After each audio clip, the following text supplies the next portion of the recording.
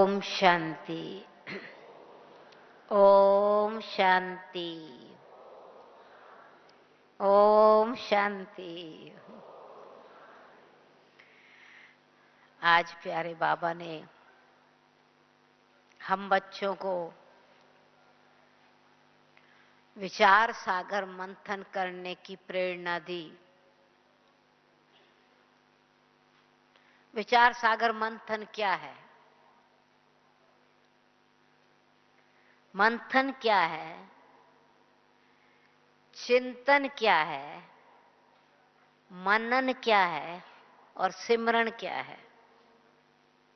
मनन, चिंतन, मंथन और सिमरण, इन चारों चीजों में अंतर क्या है?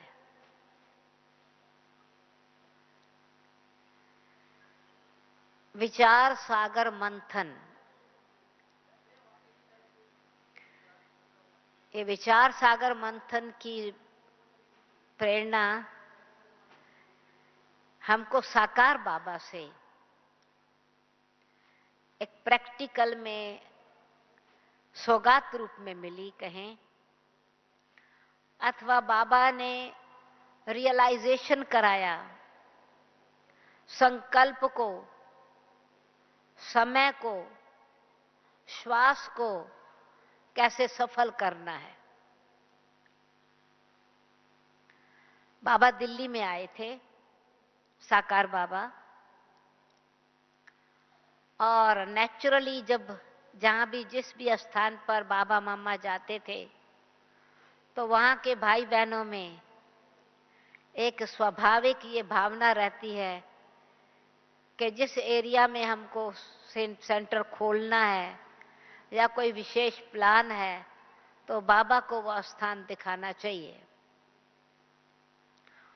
तो राजकुमार भाई थे दिल्ली में, उन्होंने कहा बाबा हम आपको थोड़ा कुछ स्थानों को दिखाना चाहते हैं दिल्ली के। बाबा ने कहा बच्चे बाबा इन भीड़ में जाके क्या करेंगे? बच्चे बाबा तो बच्चों के सामने ही सामने हैं, बाकी बार बंदरों का मुख क्यों देखेंगे? उसने कहा बाबा मैं आपको ऐसे स्थान पर ले जाना चाहता हूं, यूनिवर्सिटी एरिया है, अच्छा एरिया है, ताकि फ्यूचर में अगर कोई सेवा करने का सौभाग्य अथवा चांस मिले तो आपका देखा हुआ एरिया होगा तो आपकी गाइडेंस सहज मिल सकेगी। तो बाबा के साथ ड्राइवर राजकुमार भाई थे, ड्राइवर के बाजू में बाबा बैठे थे और पीछे दीदी मनमोहिनी जी और हम बैठे थे। हमको सौभाग्य मिला बाबा के साथ जाने का। तो रास्ते में बाबा ने बच्चों के साथ बैठे थे, रूरियान भी कर रहे थे। तो राजकुमार भाई बीच बीच में बता रहा था कि ये सुभाष मार्ग है, ये रोड अशोका होटल की तरफ जाती है, ये रोड स्टेशन की तरफ जाती है, ये एयरपोर्ट तरफ जाती है, कैंटोनमेंट तरफ जाती है, जो भी मतलब जैसे रास्ते से पास कर रहे थे। तो मैंने मन में सोचा कि बाबा को कोई थोड़ी इन बातों की आवश्यकता है। और अच्छा ही है राजकुमार भाई, कोई अच्छी बात बाबा के ज्ञान की गहराई की बात बाबा से पूछे तो समय सफल हो। ये तो समय इतना सुंदर चांस मिला, उसका समय का फायदा उठाना चाहिए, समय वेस्ट हो रहा है। परंतु मन में ही संकल्प किया, मुख से कुछ बोला नहीं। दूसरे दिन बाबा ने बहुत सुंदर मुरली चलाई, बहुत अच्छी मुरली चलाई, जिसमें बाबा ने ईश्वरीय मार्ग, आसुरी मार्ग, भक्ति मार्ग, ज्ञान मार्ग, इस पर बहुत अच्छा विस्तार से समझाया। किस प्रकार से द्वापर से लेकर के इस वृक्ष की भिन्न भिन्न शाखाएं उत्पन्न होती हैं और संन्यास मार्ग आता है अथवा भक्ति मार्ग विस्तार को पाता है, और दूसरे धर्म पिता आकर के किस प्रकार से पहले उनका भी सन मार्ग होता है, सत्य मार्ग होता है, धीरे धीरे सतो प्रधान से वो भी सतो रजो तमो एकदम तमो प्रधान मार्ग पर चले जाते हैं। बहुत अच्छा अब तक भी मुरली का वो सुंदर एसेंस याद है। इसको तो 50 वर्ष हो गए, तो भी ये छप गई थी मुरली बाबा की। दूसरे दिन बाबा ने और थोड़ा विस्तार से बताया कि ये कैसे बच्चे हम इस संगम पर, पुरुषोत्तम संगम पर एक राउंड अबाउट पर खड़े हैं, तिवाटे पर खड़े हैं, 3 रोड इकट्ठी मिल रही हैं। पहले भक्ति मार्ग में अज्ञान मार्ग था, अभी संगम पर हम ईश्वरीय मार्ग पर चल करके फिर दैवी मार्ग पर जा रहे हैं। और किस प्रकार से तुम द्वापर से लेकर के शोक मार्ग में भटक रहे थे, शोक था, शोक वाटिका में फंसे हुए थे, सीता एक ऐसे बंधन में थी, और अभी तुम सुभाष मार्ग पर हो, अशोक मार्ग पर हो, सतयुगी मार्ग पर जा रहे हो। तो जब बाबा ने ये रोड्स का नाम लेकर के बताया तो मैंने मन में सोचा कि राजकुमार भाई तो टाइम वेस्ट नहीं कर रहे थे, पर मैं टाइम वेस्ट कर रही थी। बाबा ने देखो बच्चे को भी खुश किया और समय को भी कितना सफल किया। बाबा लौकिक में सब चीज देखते हुए भी ज्ञान अंदर का मंथन कैसे, बाबा का विचार मंथन किस प्रकार रहा, मन की विचारधारा प्रवाह कैसे रही, तो वो उस रियलाइजेशन से समझ में आया कि बाबा जब विचार सागर मंथन कहते हैं तो बेशक आज बाबा मुरली में कहा अमृत वेला का समय बहुत सुंदर समय है, विचार सागर मंथन करने का समय है। परंतु वास्तव में विचार सागर मंथन की प्रेरणा किस समय भी हो सकती है। चलते फिरते, उठते बैठते, खाते पीते भी विचार सागर मंथन चल सकता है अथवा चलता है। ये बाबा ने एक एग्जाम्पल बताया। क्यों कि ज्ञान का सागर बाबा ज्ञान सागर की गहराई में ले जाने के लिए ब्रह्मा बाबा को निमित्त बनाया है। ब्रह्मा बाबा अनुभव के रत्नों से ज्ञान की गहराई में जाकर के हम बच्चों को रत्नों से खेलना कैसे होता है वो समझा रहे हैं, अथवा प्रैक्टिकल में शिक्षा भी दे रहे हैं, सिखला भी रहे हैं। तो वास्तव में क्या है विचार सागर मंथन, क्या है? ये 2-3 दिन तक बाबा ने जो मुरली चलाई, एक के बाद दूसरा संबंध, जो ज्ञान के रत्न थे उन रत्नों की एक सुंदर माला बनाई, अथवा वो प्रेजेंट किया, अथवा ये कहें कि विचार सागर मंथन की बहुत सुंदर विधि बताई। क्या है विचार सागर मंथन? कई बहनें भाई पूछते हैं हमको विचार सागर मंथन करना नहीं आता, बाबा कहते हैं विचार सागर मंथन करो, पर हमको तो मंथन करना नहीं आता। परंतु हमारी माताएं तो बहुत, अभी तो भले मक्खन बना बनाया मिलता है, परंतु मक्खन निकालना तो आता है ना। विचार सागर मंथन करेंगे तो मंथन करके क्या निकलेगा? या तो रतन निकलेंगे, या विचार सागर करेंगे तो मक्खन भी निकलेगा। तो मंथन करना होता है तो क्या करना होता है? मक्खन कैसे निकलता है? दूध से मक्खन निकलता है क्या?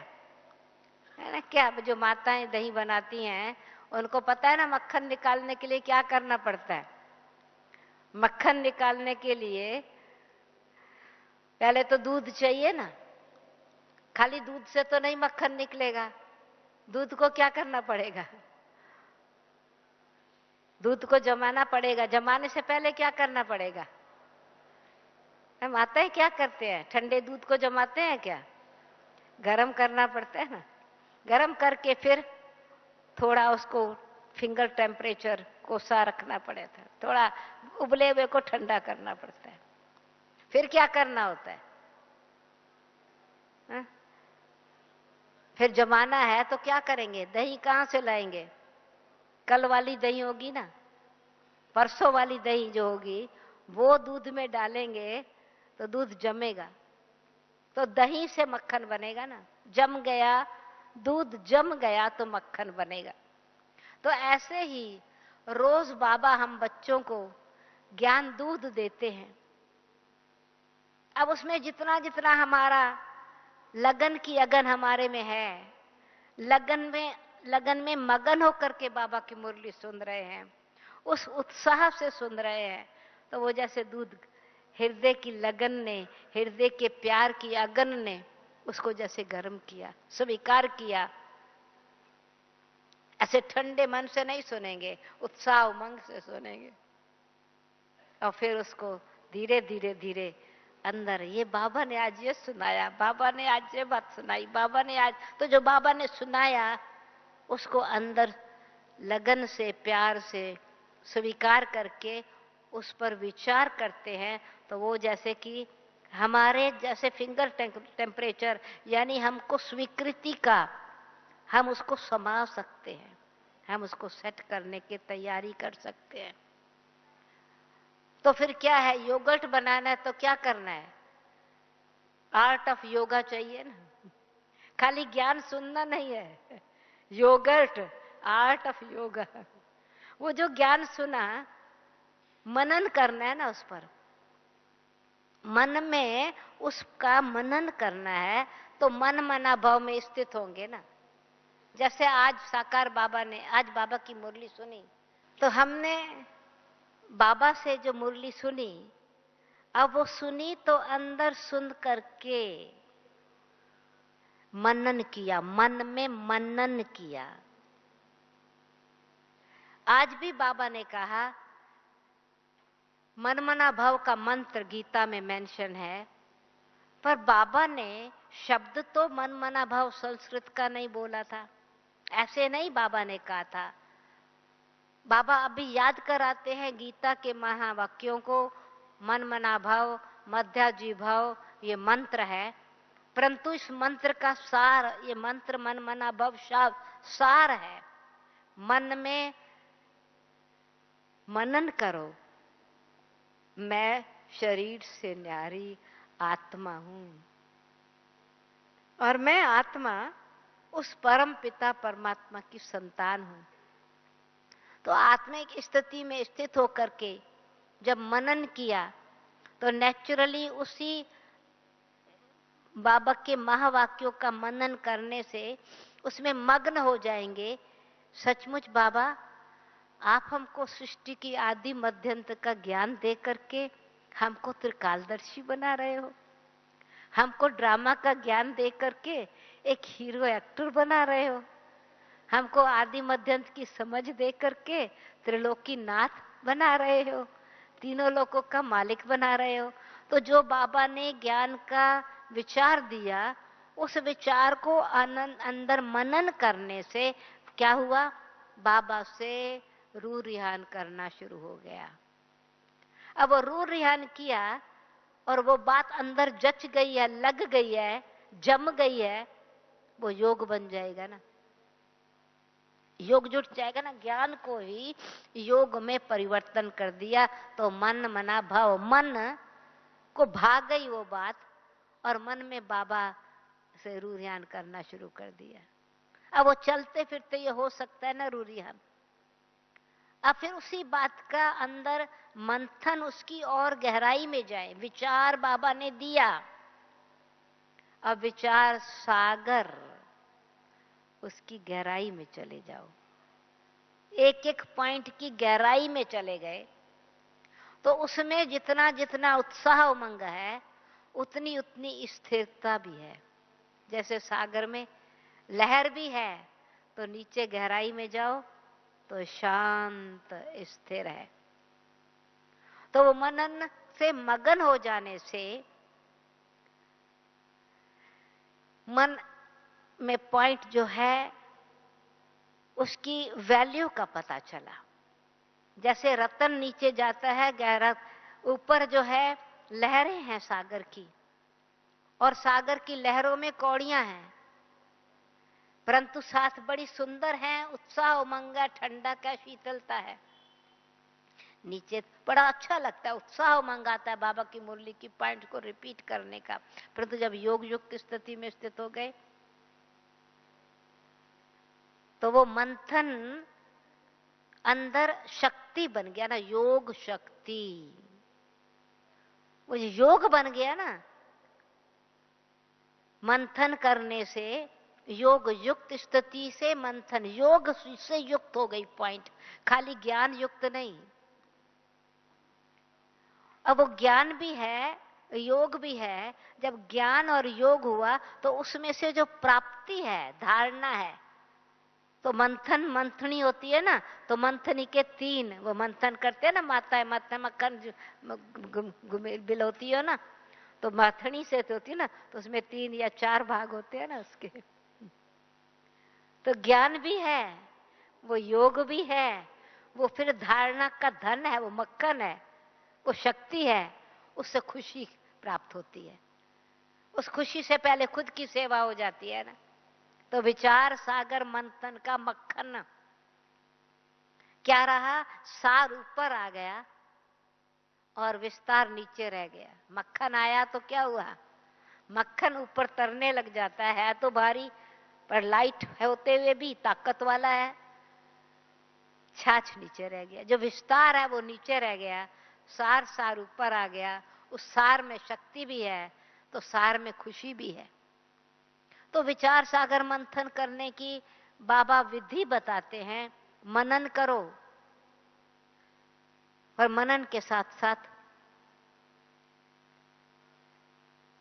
उसमें मगन हो जाओ, अंदर उसकी लगन, उस बात को बहुत अच्छी तरह से चित्त से, मन से, चित्त में चिंतन करो। यानी तो उससे क्या होगा कि व्यर्थ चिंतन खत्म हो जाएगा।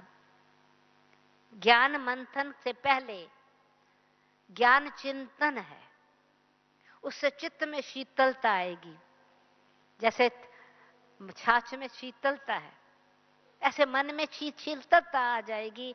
चित्त शीतल शांत, तो प्रसन्न चित्त भी होंगे और हर्षित चित्त भी हो जाएंगे। चित्त भी शीतल, चिंतन से चिंता मिट जाएगी। क्योंकि बाबा ने जो बातें सुनाई हैं तो स्वचिंतन भी होने लगेगा ना। आत्मिक स्थिति में स्थित होकर के उस चीज का मंथन कर रहे हैं, तो मंथन से पहले वो चिंतन कर रहे हैं, तो व्यर्थ चिंतन भी खत्म हो गया और चिंता भी खत्म हो गई। क्यों कि खुशी में चिंता खत्म हो जाएगी ना। चिंतन से, स्वचिंतन से, ज्ञान चिंतन से पर चिंतन खत्म हो जाएगा, क्योंकि बाबा की बात ही अंदर चित्त में आ जाएगी ना। तो मन और चित्त दोनों शुद्ध हो जाएंगे। इसलिए विचार सागर मंथन क्यों करना है, उसकी गहराई में जाने के लिए। तो जितना जितना मनन, जितना जितना चिंतन, उतना उतना मंथन जो है उसका कनेक्शन है, वो फिर शक्ति बन गया। और उससे फिर जो प्राप्ति है उसकी खुशी सिमरण है। बार बार बाबा की महिमा सिमरण करना, सिमरती स्वरूप बन जाना। और सिमर सिमर सिमर सुख पाओ, कल कलेश तन माही मिटाओ। वो सिमरण करते करते, स्मृति करते करते जैसे मन का कलह कलेश मिट जाएगा ना, तो बाबा के जो रतन है, उस रत्नों से जो खुशी होगी, सुख की प्राप्ति होगी। क्योंकि ऑटोमेटिकली बाबा का नॉलेज जो है, ज्ञान है, ज्ञान योग बन गया। योग से कनेक्शन जुटा ना, ज्ञान योग धारणा हो गया। ज्ञान को योग में बदली कर दिया, योग को धारणा में बदली कर दिया, धारणा को खुशी और सेवा में बदली कर दिया। तो ऑटोमेटिकली वो मक्खन खुशी जो है, विचार सागर मंथन की खुशी, फिर सारा दिन रहेगी, एक पॉइंट से दूसरी पॉइंट ऑटोमेटिकली। क्योंकि आज वाला मक्खन, आज वाली पॉइंट कल की पॉइंट से कनेक्टेड है, कल की पॉइंट परसों की पॉइंट से कनेक्टेड है। जो आज सुना है, जितनी आज मन शांत चित्त से धारणा की है, स्मृति की खुशी रही है, सिमरण स्वरूप बन के रहे हैं, तो उससे क्या हुआ, ऑटोमेटिकली गुणग्राही वृत्ति बन जाएगी। तो अंदर का भी सागर का लहर लहेगा और ये संसार सागर में भी व्यर्थ कौड़ियां नहीं चुनेंगे, व्यर्थ किचरे को नहीं उठाएंगे, परंतु ज्ञान के गुण ग्रहण करेंगे, ज्ञान के मोती ही ग्रहण करेंगे। क्यों कि बाबा ने कहा कि समय विचार सागर मंथन करने से अमृत वेले का समय भी सफल है, पर सारा दिन अगर गुण ग्रहण करते रहेंगे तो समय बर्बाद नहीं होगा ना, समय सफल होगा। कुछ दिन पहले बाबा ने कहा था गुणग्राही दृष्टि से समय सफल होता है, अवगुण की दृष्टि से समय बर्बाद होता है। क्यों कि अवगुण का किचरा अगर अंदर इकट्ठा कर लिया तो वो किचरे की बदबू धीरे धीरे धीरे धीरे, भले अवगुण अभी बाहर वर्णन नहीं भी कर रहे हैं, मन में ही रखा हुआ है, परंतु मन में रखा हुआ भी समय को बर्बाद कर रहा है। क्यों कि अवगुण ग्रहण करना एक भूल है। अवगुणों से कोई ना कोई किसको दुख देते रहेंगे, भूल होती रहेगी। जैसे कल कहा ना, संगम का समय पुरुषोत्तम संगम युग है, बाबा से सीखने का समय है। अगर समय को भूल गए तो बहुत भूलें होती जाएंगी, तो भूल नहीं करो। तो ये संगम का समय तो सर्वगुण संपन्न बनने का समय है, ये संगम का समय तो 16 कला संपूर्ण बनने का समय है। तो इसीलिए हर एक से जब गुण ग्रहण की भावना होती है तो मूल युक्ति यही है कि अपने आप को आत्मिक स्थिति में स्थित होकर के दूसरी आत्मा को भी आत्मिक स्थिति में देखेंगे, तो आत्मिक स्थिति में स्थित होने से वो अंदर सिमरन और चिंतन, शुभ चिंतन चल रहा है। तो अवगुण दुनिया में है, पर अवगुण दिखाई नहीं देते हैं। है तो सही अवगुण, अवगुण दूसरे के अवगुण हमको कमजोर कर देते हैं, तो योग की शक्ति नहीं रहती। योग उनसे बाबा से नहीं जुटता, योग उनसे जुट जाता है तो मथाणी मंथन की टूट जाएगी ना, ज्ञान योग नहीं बनेगा। अगर मथाणी टूट गई, मंथन ही टूट गया, उसका लिंक टूट गया तो मक्खन कैसे बनेगा? फिर तो किचरा ही चिंतन कर रहे हैं ना, ज्ञान मंथन नहीं कर रहे, व्यर्थ चिंतन कर रहे हैं। पर चिंतन के सागर को मंथन कर रहे हैं, और पर चिंतन को मंथन किया तो कीचड़ और कीचड़ा ही निकलेगा ना, और कीचड़ में फंस जाएंगे, कमजोर कर देगा, शक्ति नहीं देगा। क्योंकि कर्मों की फिलॉसफी के हिसाब से मंथन करना क्यों जरूरी है? क्यों कि अगर हमने गुण ग्रहण किया है तो उनके दूसरों के गुणों का बल हमको, उनका बल वाला जो उनके अंदर शक्ति है वो शक्ति हमारे अंदर आ जाएगी। अगर अवगुण की को ग्रहण किया तो अवगुण की शक्ति हमारे अंदर आ जाएगी। जो शक्ति नहीं है, जो हमारे को कमजोर बनाने वाली शक्ति है। हमको क्या करना है? गुणग्राही शक्ति धारण करनी है। किसी में हिंसा की ताकत, हिंसा का संस्कार है, और हमने अगर वो देखा तो उनकी हिंसा की ताकत हमारे में आ जाएगी, और हम भी डबल हिंसक बनने के बजाय डबल हिंसक बन जाएंगे। जैसे कहानी है ना रामायण में, बाली जो है ना, सुग्रीव का भाई बाली, उसके पास ऐसा वरदान था, ऐसी ताकत थी कि जिसको भी, अगर जो भी उसके सामने आता था तो सामने वाले को वो देखते ही उसकी जो शक्ति आदि थी उसमें चली जाती थी। जो भी युद्ध करने आता था, अब युद्ध करने आता था तो हिंसा का बल लेकर के आता था, हराने का बल लेकर के आता था, हिम्मत उत्साह का बल लेकर के आता था। अब उसका आधा बल उसमें चला जाता था, तो जो भी उससे युद्ध करने आता था वो हार जाता था, क्योंकि उसकी शक्ति उसमें चली जाती थी। तो कहानी में है, रामायण की कहानी में है कि जब रामचंद्र को, श्री रामचंद्र जी को सुग्रीव को जीतना था, तो वो कलप वृक्ष के नीचे खड़े होकर के, कलप वृक्ष के सामने खड़े होकर, कलप वृक्ष के सामने संकल्प दृढ़ लिया, दृढ़ संकल्प का वृक्ष, ताकि बाली उनको न देखे पर वो बाली को देख सके। यानी हमारा देहाभिमानी मनुष्य को हमारा देहाभिमान दिखाई देता है, पर जब हम संगम पर कलह वृक्ष के नीचे खड़े हैं तो हमारे संकल्प भी शुद्ध हैं और हमारा देह का भान भी नहीं है। तो देह भान में दूसरे को हमारा अवगुण नजर नहीं आएगा, हमारे गुण ही नजर आएंगे, तो अवगुण वाला भी गुणवान बन जाएगा। और हम देह भान में दूसरे के अवगुण देख ही नहीं रहे हैं, तो हम अवगुण से लड़ ही नहीं रहे हैं, गुण से खुद भी गुणवान बन रहे हैं, दूसरों को भी गुणवान बन रहे हैं। तो कमजोर आत्मा को भी रूहानी शक्ति देने वाले हम विजेता बन जाते हैं। तो हमको कैसे कमजोर को भी शक्तिशाली बनाना है। ये जो बाबा कहते हैं ना, कमजोर को भी शक्ति दो, तो कमजोर को कौन सी शक्ति देवें? कमजोर को कमजोरी की शक्ति नहीं देवें, कमजोर की कमजोरी हम न लेवें, पर रूहानियत की शक्ति से उन आत्मा को देखेंगे तो उनकी शक्ति काम नहीं करेगी। जो विरोध की शक्ति है ना, वो कमजोर हो जाएगी, वो काम नहीं करेगी। देह अभिमानी भी आत्माभिमानी बन जाएगा। तो कमजोर को भी शक्तिशाली बनाना, यानी देह अभिमानी को भी आत्माभिमानी बना देना।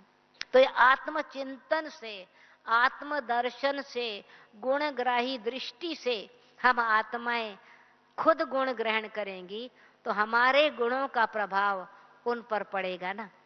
क्योंकि अपने गुण स्वरूप में तो गुण की स्मृति भी रहे और गुण का सिमरण भी रहे।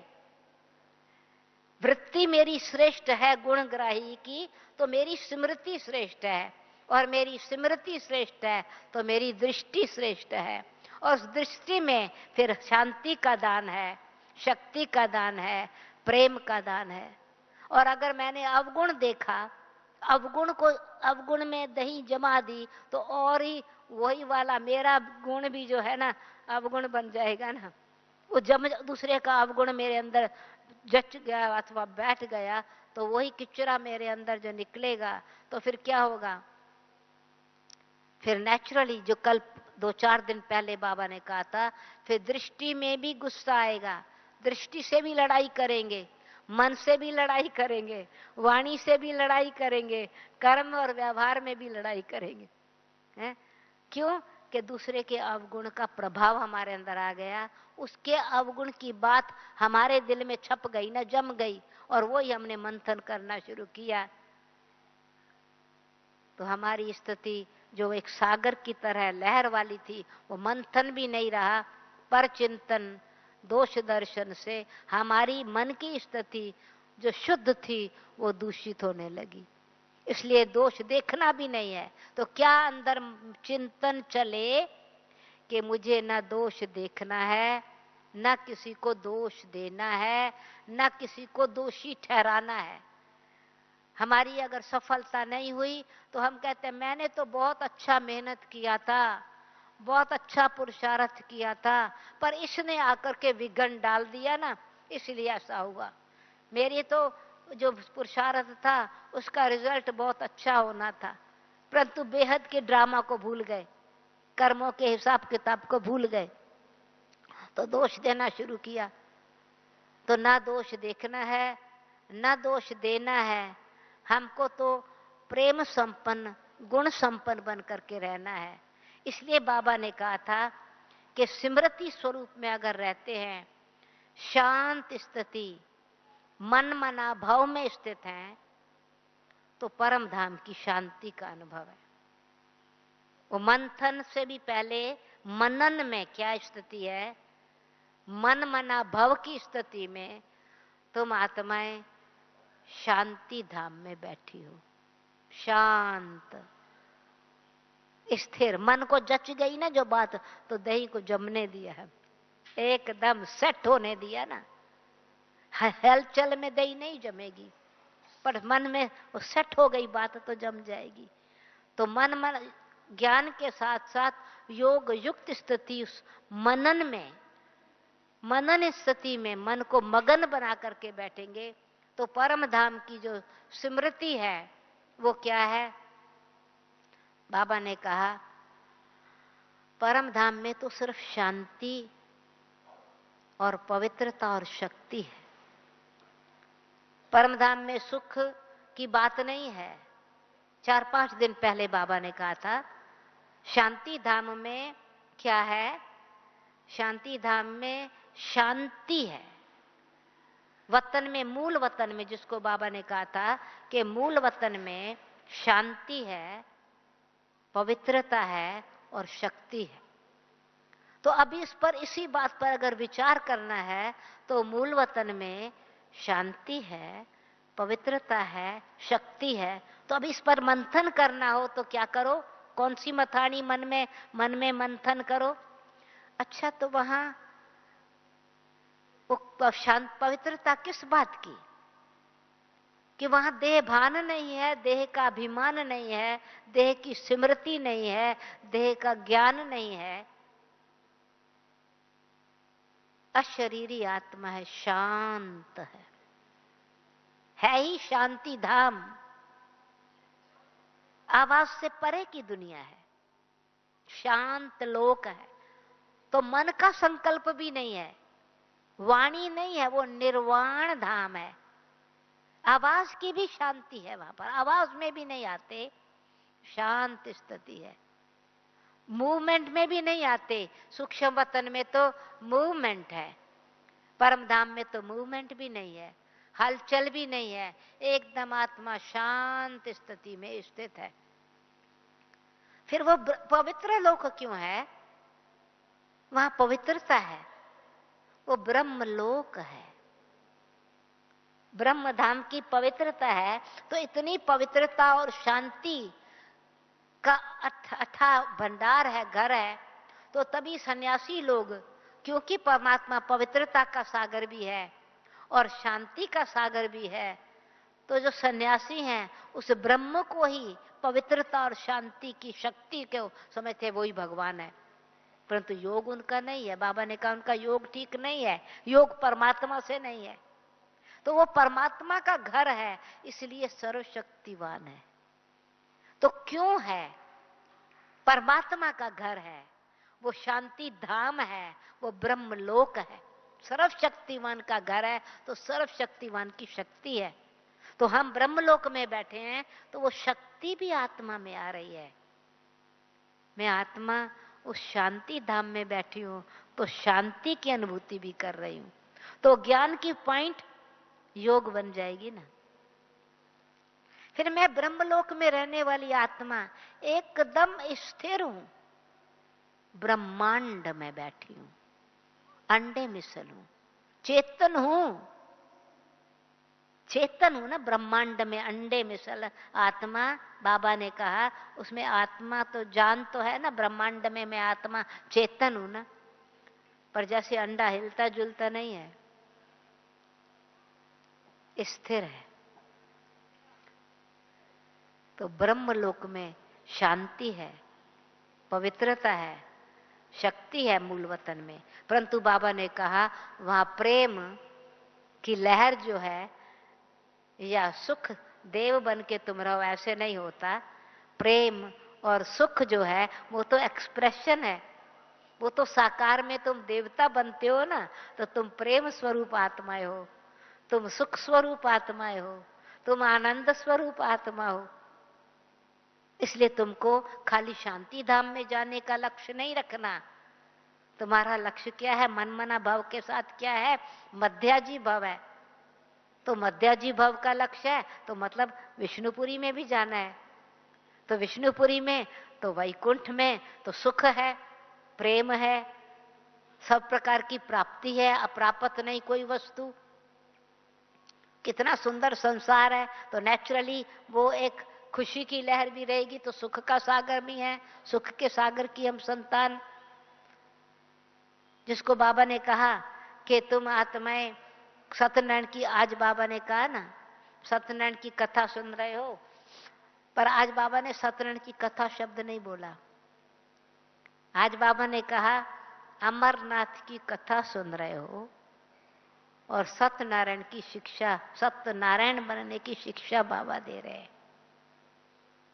अमर कथा सुन रहे हैं क्योंकि अमर पद, आत्मा परम धाम को अमर लोक भी कहते हैं। अमर बनने की, आत्मा अजर अमर अविनाशी है, आत्मिक स्थिति में स्थित होने की कथा सुन रहे हैं। हम सब पार्वती हैं। अच्छा, अमर कथा है तो ये कौन सी कथा है? ये तो सच्ची कथा है। तो फिर मंथन करना हो तो क्या करो? तो पहला तरीका जो बाबा ने बताया था ना, पहला तरीका है चलते फिरते उठते बैठते खाते पीते सोते जागते क्या करो? जो भी इन आंखों से देख रहे हो लौकिक चीज को ज्ञान के बल से अलौकिक बना दो। तो हम अलौकिक ब्राह्मण है ना, हमारा जीवन अलौकिक है। तो दुनियावी नजर से चीज को नहीं देखो, ज्ञान की दृष्टि से देखो। देह भान से कनेक्ट नहीं करो, योग युक्त होकर के उसको कनेक्ट करो। तो दृष्टि में भी, तो दृष्टि भी बदली हुई है। देह को देखते, दुनिया को देखते, स्मृति भी बदल गई है, वृत्ति भी बदल गई है। तो वृत्ति, दृष्टि, स्मृति हमारी सब उस आधार पर चेंज हो गई तो लौकिक अलौकिक बन जाएगा ना। उसका मीनिंग क्या, आध्यात्मिक मीनिंग पता चल जाएगा। रूहानियत से लौकिक से अलौकिकता अथवा परलौकिकता दिखाई पड़ेगी और उसी पर विचार चलेगा। दुनिया की चीजें तो लौकिक हैं, जैसे आज बाबा ने कहा यहाँ की दुनिया की जो लौकिक चीजें हैं, दुनिया तो यही रहेगी, परंतु इस दुनिया की जो पुरानी चीजें हैं वो नहीं रहेंगी। वर्ल्ड तो यही है ना, नवा जो है पुराना हो गया है, वही फिर नवा बनेगा ना। उसी को ही फिर जो है सतयुग कहा जाएगा, स्वर्ग कहा जाएगा, सुखधाम कहा जाएगा। और सुखधाम में वहां ना अस्पताल होंगे, न रोग होंगे, न जज होंगे, न वकील होंगे। कोई भी आज की आंखों से जो इस दुनिया की, जो कलयुग की दुनिया की दुख देने वाली चीजें, धोखा देने वाली चीजें, परेशान करने वाली चीजें वहां होंगी नहीं। पुराना कुछ होगा ही नहीं, कलह क्लेश वाला कुछ होगा ही नहीं। तो अभी दुनिया परंतु यही है, पुरानी जो हो गई है वो फिर बाबा उसको नवी बना रहे हैं। अमरलोक बना, मृत्यु लोक है, अकाले मृत्यु होती है, इसको बाबा अमरलोक बना रहे हैं। तो हम पार्वतियां कथा सुन रही है। अच्छा, कथा बाबा सुना रहा है तो किनको सुना रहा है? कौन सी कथा सुना रहे हैं, किनको सुना रहे हैं, कैसे सुना रहे हैं, कब सुना रहे हैं? तो मंथन चलेगा ना, क्यों, क्या, कब, कैसे, क्या कई वाली क्यों क्या कब कैसे न करके, अगर दूसरे तरह का क्यों क्या कैसे कब करते हैं ना तो कई कई बन जाते हैं। समझा ना? जो रामराज मिलने वाला ना, राज अभी आने वाला है, रामराज आने वाला है, वो 14 साल देर हो जाएगा, देर हो जाएगी। आएंगे तो सही पर पीछे आएंगे, स्वर्ग में नहीं आएंगे। और ये मंथन करेंगे तो मक्खन खाएंगे। भाई श्री कृष्ण को तो मक्खन खाते दिखाया है, तो गुप्त है। तो वो क्या है, ये आत्मिक स्थिति में स्थित होकर के हम इन बात पर, अच्छा बाबा आपने अमर कथा सुनाई तो कौन सी कथा सुना रहे हैं, किनको सुना रहे हैं? ये अमरलोक में जाने की कथा है। ये हम अब पार्वतियों को कथा सुना रहे हैं। हम पार्वतन की रहने वाली पार्वतियां हैं। किस लिए सुना रहे हो बाबा ये अमर कथा? हमारी वृत्ति को पवित्र बनाने के लिए सुना रहे हो। पार्वती हैं, पवित्र वृत्ति वाली हैं, पार्वतन की रहने वाली हम आत्माएं हैं। हम आत्माओं को अमर कथा सुना रहे हो। अमरनाथ बाबा आप हमको अमर कथा सुना रहे हो। तो कथा सुना रहे हैं, याद दिला रहे हैं। कथा है याद दिलाने की बात कि ऐसे तुम थे, अमरलोक के वासी थे। अमरनाथ बाबा अभी आया है, ज्ञान अमृत पिला पिला के अमर कथा सुना के अमर बना रहे हैं। परंतु अमरलोक में लायक बनाने के लिए फिर सच्ची सच्ची बात बाबा सुनाते हैं तो कहते हैं मैं सत्यनारायण की शिक्षा दे रहा हूं। सत्यनारायण बनना है, सच्चा सच्चा नारायण बनना है। सतयुग का नर नारायण बनना है, नारी लक्ष्मी बननी है। तो सत्यनारायण में तो लक्ष्मी नारायण दोनों है ना। सत्यनारायण की कथा करते हैं तो यही कहते हैं ना, जय लक्ष्मी रमणा स्वामी, जय लक्ष्मी, लक्ष्मी और नारायण दोनों को याद करते हैं ना। तो बाबा शिक्षा दे रहे हैं, तो इसका मतलब है कि मुझे वो सारे सृष्टि ड्रामा चक्कर को भी याद करना है। और ये जो बाबा ने कहा बच्चे तुमको तो प्रवृत्ति मार्ग में रहना है, कमल फूल समान रहना है। आज वरदान में कहा ना, किनारा करने का मतलब ये नहीं है कि तुम परे हो जाओ, दूर हो जाओ, नहीं, तुमको तो 21 जन्म तक प्रवृत्ति मार्ग में रहना है, परिवार में रहना है। तो प्रवृत्ति में रह करके निवृत्ति में रहने की शिक्षा तो अभी मिल रही है ना। नफरत नहीं, किसी से वैर नहीं, किसी से विरोध नहीं, वो तो ठीक, परंतु कितना न्यारा रहना है कि ना किसी की कमी का मेरे पर असर पड़े, न किसी की विशेषता पर मैं डिपेंडेंट हो जाऊं या प्रभावित होकर के एक कर्म का बंधन बना लूं। एकदम कमल फूल समान न्यारा रहना है। तो सत्यनारायण बनने की शिक्षा दे रहे हैं कि स्वदर्शन चक्कर भी चलाओ, साथ साथ कमल फूल समान बन कर भी रहो, और अपने गुणों की शक्ति से बाबा मेरा साथी है, साथी इस स्थिति में स्थित हो जाओ। तो जो बाबा शिक्षा दे रहे हैं सत्यनारायण बनने की, सत्य कथा सुना रहे हैं, सत्य तो बाबा सुनाते हैं ना। और ये कथा सुना के बाबा ने कहा तुमको सुना के तुमको ही स्वरूप बना देता हूं। इसकी प्रारब्ध तुमको कितना समय मिलती है, भविष्य की प्रारब्ध मिलती है, प्राप्ति है। किताबें नहीं होती, पुस्तक नहीं होती, कोई ज्ञान मिल रहा है, पुस्तक के सतयुग में नहीं चलेंगी साथ में, ना वहां पुस्तक की जरूरत है। हम ही स्वरूप बन गए ना, ज्ञान स्वरूप बन गए, शांत स्वरूप बन गए, प्रेम स्वरूप बन गए। ये किताबें तो भक्ति मार्ग में जन्म जन्मांतर चलती हैं, और ज्ञान की जो प्रारब्ध है सिखा रहा है ना जो बाबा, उस शिक्षा की जो पढ़ाई की प्रारब्ध है वो तो 21 जन्म तक चलती रहती है। इतनी बाबा ऊंची प्राप्ति करा रहा है, तो अंदर ये विचार मंथन करेंगे ना, फिर उसकी विचार की गहराई में चले जाएंगे ना, एक एक एकांत में। फिर बाबा ने कहा एकांत में बैठ करके मनन करो। तो आज के उसमें प्रवृत्ति में घर में रहते हुए एकांत भी नहीं है, दफ्तर में भी एकांत नहीं है, समाज में भी एकांत नहीं है, बाजार में भी एकांत नहीं है, पर मंथन तो करना है। तो एक एक बात की एकांत, एक की याद में, एक की गहराई में, एक एक बात की गहराई में चले जाओ।